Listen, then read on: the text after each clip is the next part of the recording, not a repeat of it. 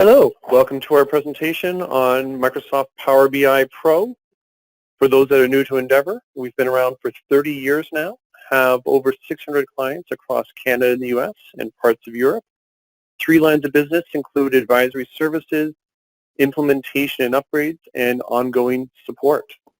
Core focus is Microsoft Dynamics business applications, including GP, Business Central, and NAV ERP systems, Dynamics 365 CRM, as well as the cloud products from Office 365 and Azure.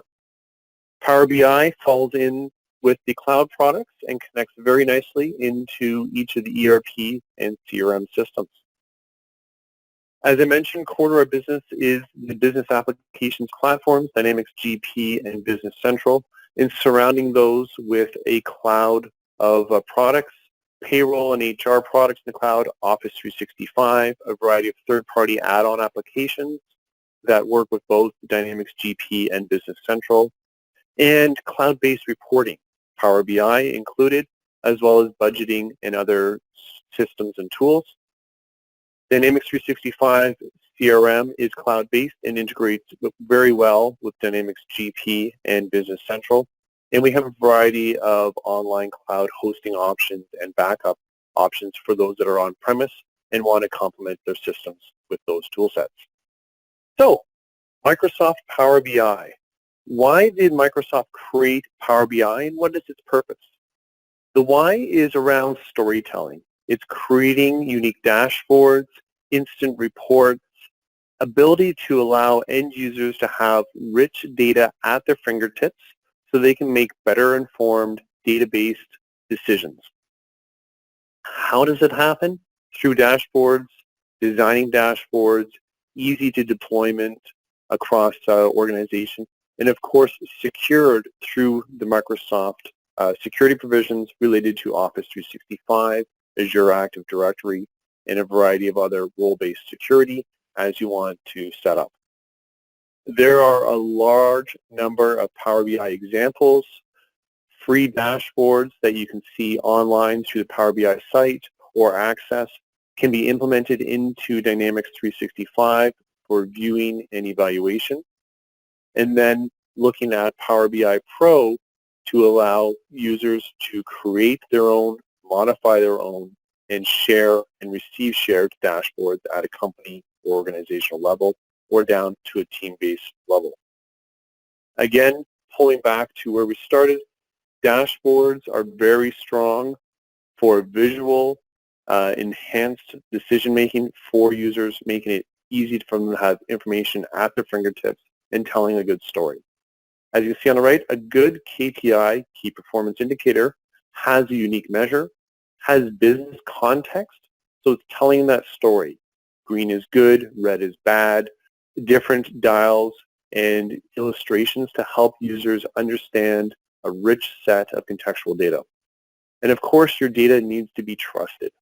So building your dashboards in a fashion that conveys that trust, and having behind the scenes working with a company such as Endeavour to make sure that you're exposing and connecting to the right data within your ERP, CRM, or a variety of other systems. So with that said, I would like to introduce Laura. Laura, I'm going to make you presenter. If you can introduce yourself and accept presenter privileges as I send them over to you. Okay. Well, thank you, Scott. I'm Laura Muse, and I'm a technical consultant here at Endeavour Solutions. I work on our development team with a focus on data management, integrations, and analysis. And this demo will be covering building dataset models and reports within the Power BI desktop, as well as publishing and sharing the reports. So first, I just want to run through the data source that we're going to be using. And in this case, I just created 2 views, and the underlying data is being pulled from the Fabricam test company from Great Plains. So our 2 views basically is just showing some customer details, as well as some sales details that are summarized for a given year for the given customers. So we're going to be opening up the Power BI desktop, And we're going to be using this instead of the web application because this way we can build out our reports and then we can save it to a PBIX file. And we can also change our organization. If you go up to the right-hand corner, you'll notice that right now I'm signed in as my Endeavour Solutions organization. But if I later wanted to publish this to a different organization, then I could change who I'm signed into and publish it to that location.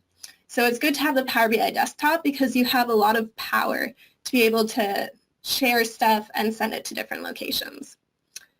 So if we look on the left-hand side, there's 3 different tabs that we've got. Right now we're in the report section. There's also data as well as modeling. So right now the report section is blank, but we're going to work on that. But first we need to pull our data in. So we have our SQL data source. And if you come up to the top ribbon, you can see that there's a section for data. I can see that there is SQL Server already available, but if it's not in these few buttons up here, I can click Get Data, and this will show me a few more options. So I can go down to More, so it's going to pull up all possible data sources, and you can see that it's quite a large list. And even if there's something here, if you have a data source that you're not seeing on this list, you can come down to the blank query and you can write a query from scratch to bring your data in. So it's very versatile. But we have our SQL data source. So I'm going to go up to the text box and I'm just going to type in SQL and it'll filter down all the data sources. So I'll find my SQL Server database and I'll click Connect. So I'll come over to here, I'll enter the server. I've just got it on a localhost one. The database name that has our views. And then you'll notice right below that is the data connectivity mode. So there's 2 different options that we have. We can import, which is going to copy our data into the Power BI desktop, which is going to cache everything in memory, which means we're going to get huge performance boosts. But it also means that we're going to have a restriction of 1 gigabyte of data. So you're going to have to kind of weigh that out and see what works best for you. The other option is direct query. And this means that it's going to save if you select the direct query, then that's going to save the schema for your data source, and then it's going to go out and query the database and fetch the data. So this one you're going to have slower performance. However, it's good if you have data that's being refreshed very frequently because you're always going to have up-to-date data. So in this case where I have a smaller data set and it's just on a test company and I know it's not updating frequently, I'm just going to use the import and I'll select OK. So from here, it's going to show all the database elements within the database that I've selected. So I want to select our 2 views. So I'm going to go to the customer one and the sales one. And you'll notice on the right-hand side, it's going to show a preview of the data in that view. And it also has these refresh buttons. So if I create the view after I've gone into this navigation screen, I can click on the refresh and it will show an updated list of all of our database elements. Similarly over here, if the view has changed recently, I can hit the refresh button and our preview will update. So now there's 2 buttons at the bottom. We can either transform the data or we can load it. At this time, I'm just going to load it as is. And then we'll go into the Power Query Editor, which is where the Transform Data button goes at a later point. So we'll load our data, and this will just take a few moments. So once this finishes loading, we're going to go over to the Modeling tab. And once we're over there, what we're going to see is we're going to see the 2 data sources, but also Power BI in the background. It's going to try to predict what the relationship is between them. So we'll see how accurate it is and to see if there's any changes that we need to make. Okay, so now that we have that loaded, we're going to come back to this Modeling tab. And we'll now see that we've got our 2 data sources. We can drag them around the screen wherever we want, and we can see that it's already predicted the relationship between our 2 data sources. So we can see from the highlighted fields that it's suggesting that we use customer number as our key field, which is what we do want to use. So if we double click on this, we can get a few more details on this relationship that it's built out. So we can see here, it's highlighted a key field, so that all looks good. And then we also have the cardinality down here. So right now it's saying that it's a many-to-one relationship. And that's exactly what we want because in the sales table, we're going to have multiple customers showing up versus in the customer table, we should only ever see a customer showing up once. And over here, we've got a cross-filter direction. Right now it's set to single, and we can see through the relationship bar, we've got an arrow pointing in a specific direction. So that means if we make changes to the customer table, it's going to filter down onto the sales table, but any changes on the sales table is not going to filter to the customer when we're building our report. So I actually want to change this because I want to make it bidirectional. So I'm going to select both, and then I'll click OK. So now that that has updated, I'm going to come in to transform the data. And this is going to be the same step as when we saw that button on that earlier screen to transform the data. So it's going to open the Power Query Editor. And once this opens up, we'll see that on the left-hand side, we'll have all of our data sources. So we see on the left-hand side, we've got our customer data source as well as our sales data source. And we can click, and that will change what we see. So in the middle, we're getting a preview of the data, and on the right-hand side, it's showing the applied steps. So these are any changes that we've put in place. We can also see that for each of the columns, it shows the data type that it's predicting it should be at the top. So we see that the year is the whole number, and then all the other fields to the right are decimal numbers. But for my sales year-over-year change, that's actually a percentage value, and I want to have it show that way. So what I'll do is I'll right-click on this column, and I'll come down to Change Type, and I'll select Percentage. And this is just going to change the way that it looks visually. So now we see it's represented as 0%. So that looks a bit better. And we can also see in our applied steps, we now have this change type value. If you want to see what change that made, you can click on the line above it. So we can go to navigation, and we can see that previously it was just a 0. And also, if you decide that you want to reverse a change that you've made, you can click on the red X that will show up right next to the applied step. So now that we've got this in place, we're good to go. And we're not going to be covering the M language today, but I just want to show you an example of it. So if you come into Advanced Editor, it's going to show you the M script that is generated for all those manual steps that you've done. So if you're trying to learn M, this is a great way to do it because it's going to show you based on what you've already done. So I'm not going to make any changes there because we've already done all of our changes. So at this point, I'm just going to click on Close and Apply. And this will bring us back to our Power BI desktop. So now we have our data sets. It's just going to take a moment to refresh. So now that that has refreshed, we've now created our data source, we've loaded it into Power BI, we've massaged our data, and now we're ready to build our reports. So now we're going back to our Report tab, where we can see we've got this blank white canvas to work with. And on the right-hand side, we can see that there's 3 different panel options. So if we look at filters, that's going to be data filters that we can add to either this specific page or to multiple pages. And you'll see at the bottom here, right now it says page 1, but if I hit the plus button, then we can add additional pages. So if you have multiple reports that you want to create, you can do it that way. We also have the visualization, and this panel is going to show all of our visuals, where it shows all the ones out of the box, and you can also click on the 3 dots if you want to import a custom visual.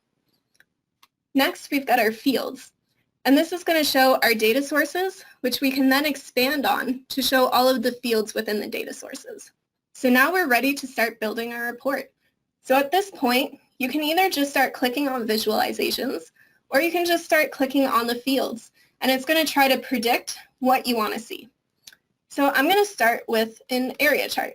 And for the fields, we can either just click on them, and it'll predict where to put it, or we can drag and drop it. So if we want sales in our value, we can drag it and put it there. So for this one, I'm going to want sales of last year, and the year. But I don't want it to look this way. I actually want year in a different section.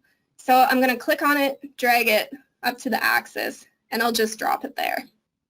So now we can see that we've got our data coming across for our time spans. So we've got from 2014 to 2018. Now for our visuals, we can readjust the size by clicking on the dark gray edges that will be on the corners and on the sides and the top and bottom. So now we've got our first visual here, but there's a few things that I'm not a huge fan of. Some of the text, it could be a bit friendlier. So if we come back to our visualizations pane, there's a paintbrush over here, which we can use to format it. So I'm going to come into here, and I'm actually going to remove the title that we have on the y-axis.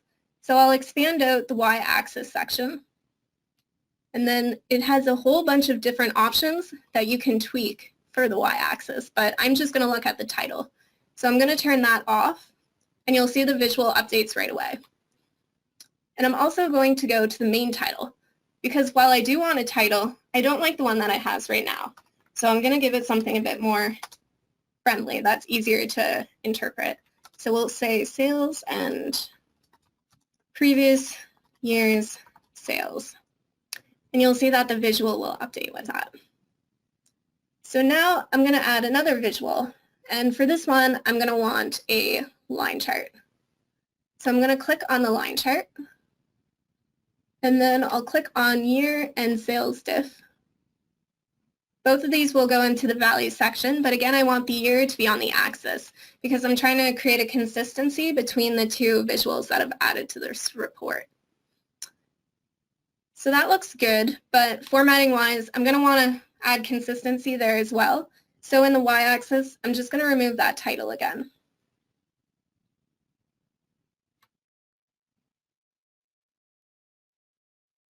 Then I'm going to go into the title, and I'm going to change that as well. I still want the title to be there, but I want it to be something else.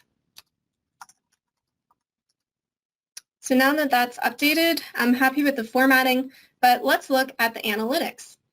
So if we click on the visual so that we get the visualization panel to update again, we can come over to this magnifying glass, and that will be our analytics. Over here, there's going to be a few different lines that you can add onto the visual.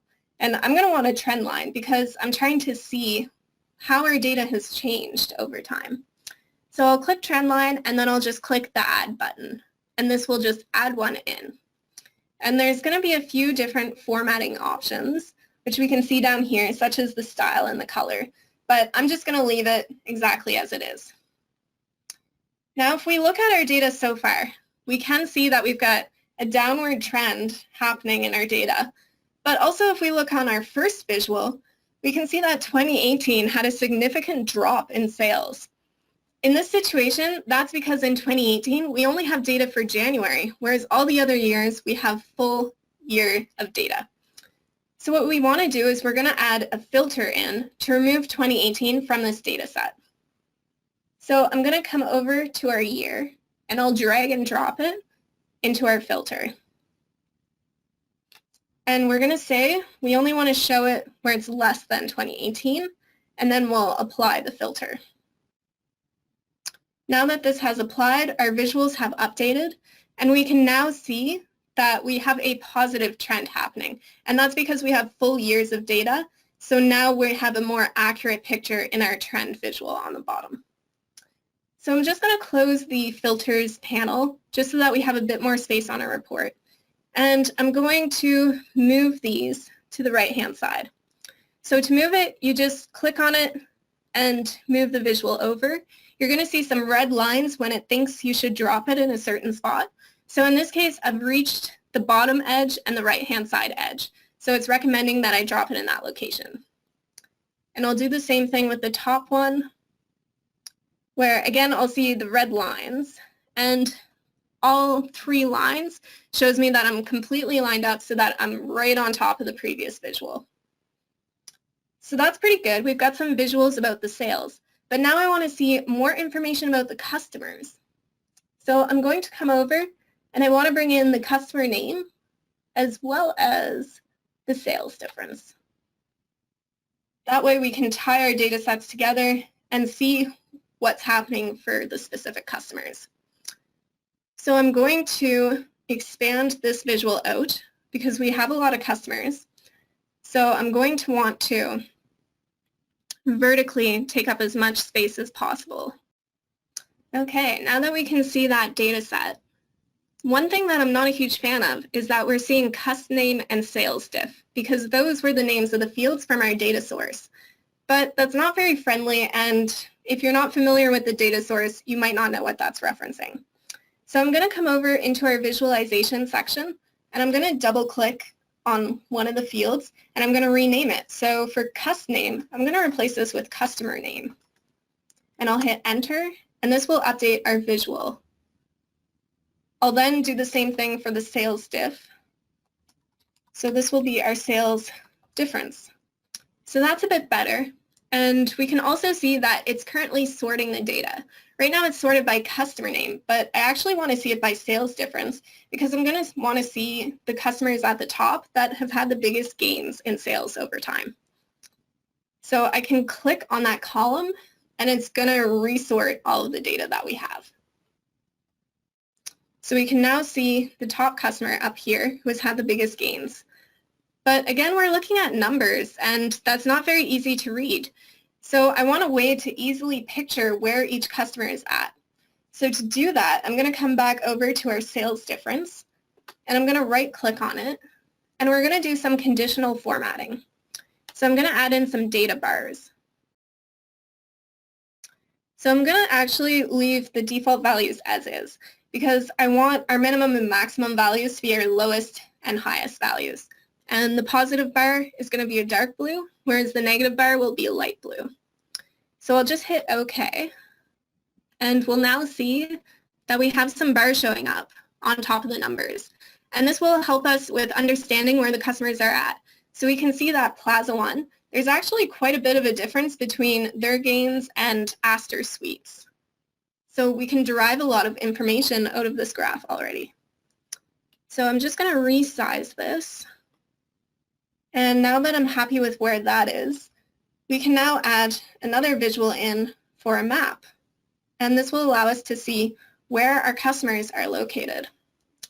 So first, I'm just going to resize this so that it locks in with all the other visuals that we have.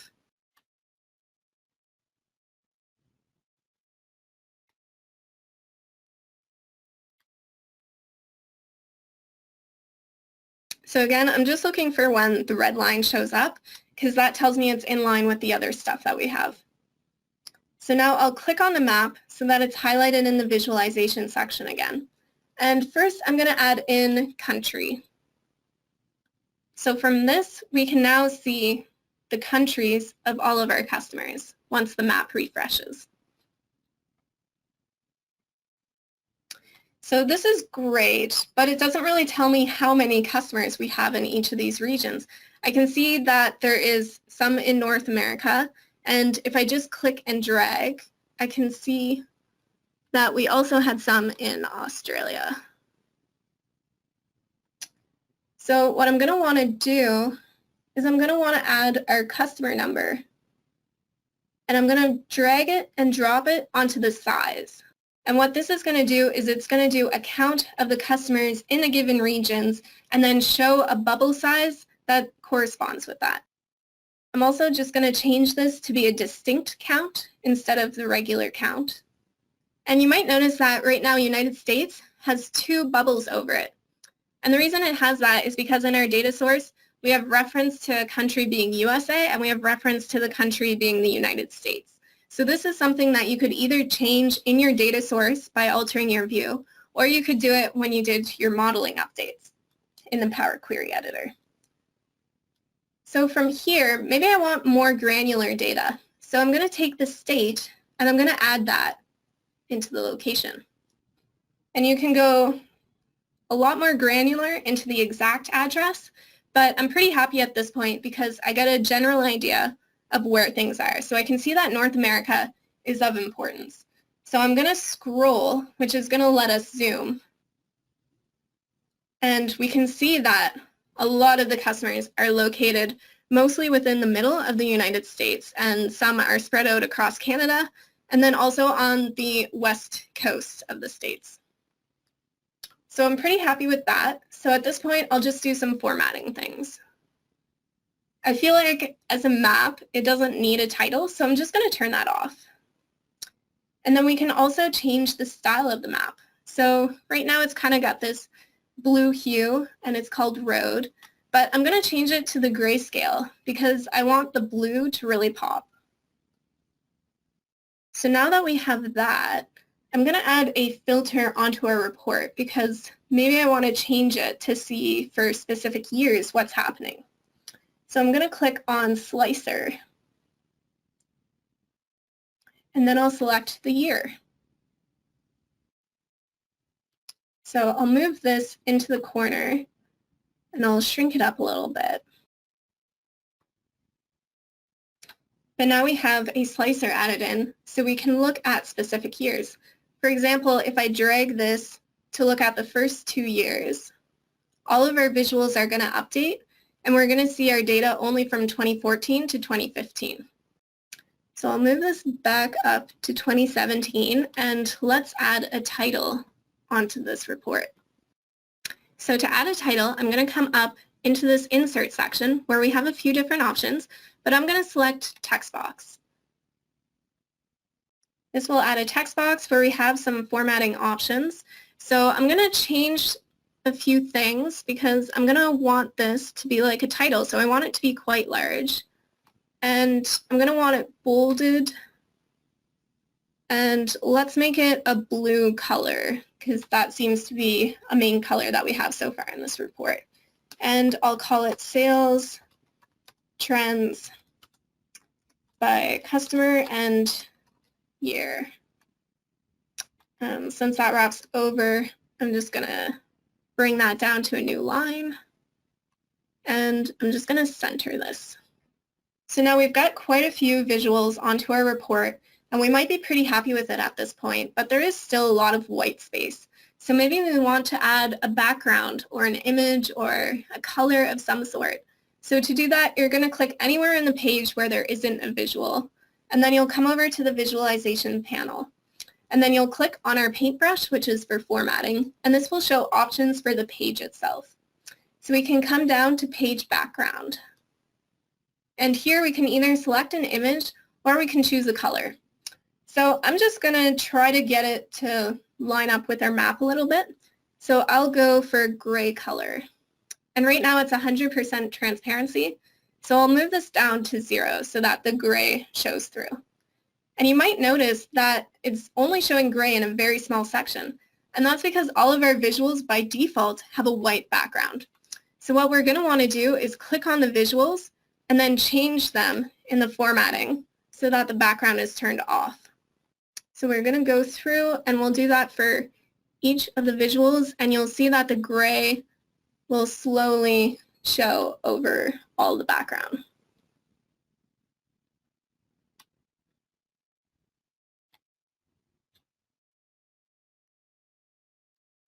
And I'm actually going to leave it after I turn the background off for the map. So now that we have the background off on the right-hand side stuff, I'm actually going to leave the white background for our table that we have on the left-hand side. And I'm going to do this because I like the way it alternates between the white and the gray, and I think it helps show up the different customers. So at this point, I'm pretty happy with this report. I can interact with it. We saw with the year filter how we can change that around. We can also scroll in on the different regions.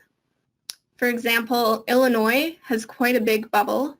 So if we click on that, then everything will filter down for specifically the Illinois region.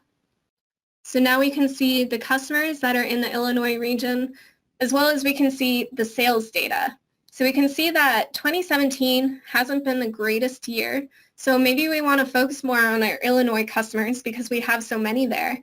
And maybe we want to try to increase the sales that we have in that area. So I'll click on the map just so that we'll see all of the data again. And then we can start filtering in on specific customers. So I'll come over to our customers table, and I can click on the customer, and it will filter all the data down onto that one customer. So now we can see that they're in Minnesota, and we can see the sales data over the years. And maybe we want to compare the top 3 customers. So what you can do is you can hold down Control and then click on the next customers, and this will then update the graphics to show it for all 3. So now we can see, once we have our 3 customers highlighted, we can see that 2 of them are located in Minnesota and 1 of them is down below in Indiana. We can also look at our sales details, and we can see that 2017, the current sales dropped below last year's sales, so maybe we want to start looking at that as well. So there's a lot of potential within Power BI, and now that our report is ready, because at this point we've got all of our visuals in place, there's not much more space on the page, and I think we've got a good coverage of all the things that we want to report on. So we can come up here to this Publish button. And when we click this, it's going to publish it up to the web application. So it's going to ask you if you want to save your changes. So I'll hit Save, because this is going to generate that PBIX file that I was talking about. So once you have this, then you can share it to other people, share it to different servers, and then they can work from the same report that you've started on. So I'll just call this Demo, and we'll hit Save. So now after it saves, it's going to publish it up to the web. So we get to choose where we want to send it. So in this case, I'll select the PBI training just because this is an empty workspace that I've created. So we'll select that. So now we can see that it's been successful. It is now published up to Power BI. So I'll just exit out of that, and we can now go into the web application. So I'll just open up my browser. So we'll go into the web application. We can see on the right-hand side that it's ready to go. I'll just exit out of that. And currently we're in the PBI training workspace, which is the one that we want to be in.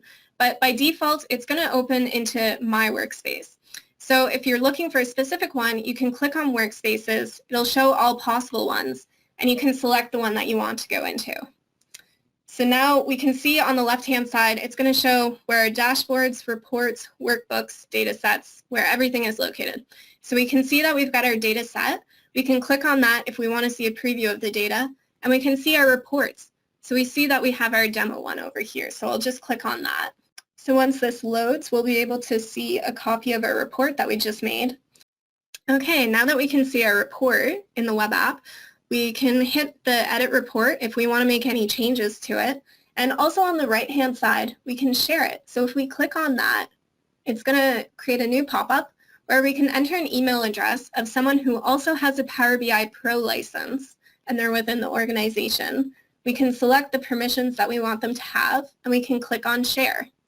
And then you can come over to the Access side, and it will show who has access to this report. So right now, it's only me. So we can cancel out of this, and at this point we have our report on the Power BI web app, which means we can access it through the app as well. But at this point, maybe I want to create a dashboard, because maybe I don't want to be having all the filters around, and I don't want to have the extra buttons appearing. So if I want to create a dashboard of this exact report, I can say Pin a Live Page. And when I click on that, it's going to open up a screen for which dashboard I want to pin it to. I don't have any existing dashboards, so I'll click on New Dashboard, and I'll enter a name. So I'll just call it Sales Trends, and I'll say Pin Live. So now it's complete. I can click on Go to Dashboard. So now I can see the report, but I don't have any of the filters, and there's less buttons. It's literally just what was on the report. And similar to our report, it has a share button up here. So if you want to share the dashboard, then you can click up here, and it's going to look the exact same as it did over on the report side. There's also options to just add specific visuals. So we can delete this from our dashboard, and if we want, we can come back to our report and select a specific visual. So let's say that some people want to see all of the sales trend data and they want to see all the customer details, but maybe there's some people who all they want to see is the sales and the previous year's sales. So if you just want to see the sales and the previous year's sales, then you can come up here and click on this pin button, and that's going to pin the visual. After you click on that, similar to before, you can choose what dashboard, whether an existing or a new one, you want to save it to. So since we've already created this sales trends dashboard, I'm going to pin it to that one. So now I'll go back to the dashboard, And now we can see that if we're not interested in all the data on the report, we can choose specific visuals and bring them over here. And same as before, we can now share this with other users.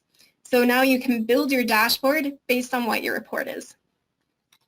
So we've created our SQL views, we've loaded our data set, massaged the data, we've built our report, and then we published it into the web application.